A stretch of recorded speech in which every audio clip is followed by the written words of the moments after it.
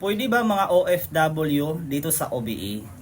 Hello everyone, I'm Jorian Pipito. Nagsimula ako dito, walang kaalam-alam, hindi matiki, at walang experience about sa online. Dahil sa OBE or Online Business Academy, natulungan ako ngayon na kumita na ng 6 digit dahil in-apply ko ang copy and earn system. So yes na yes, pwedeng-pwede talaga ang mga OFW dito kasi hindi hadlang ang agwat sa oras natin para magawa mo si OBE. Kasi si OBE gumagana 24/7. Kaya kung ngayon, kung anong oras ka man available dyan sa ibang bansa, magagawa mo si OBE or Online Business Academy. Depende sa oras kung anong free ka para pwede kang kumita ng additional 15 to 30,000 sa isang buwan gamit ang social media accounts mo at ma-maximize mo yung mobile phone mo para at least yung pag-scroll mo dito sa online hindi na masasayang. Kaya kung matagal ka na sa trabaho at gusto mo na din ng extra income, ang OBE is for you. So ang gagawin mo ngayon, mag-comment ka sa comment section natin kung saang country ka nagtatrabaho para isa ka sa ma-priority ko,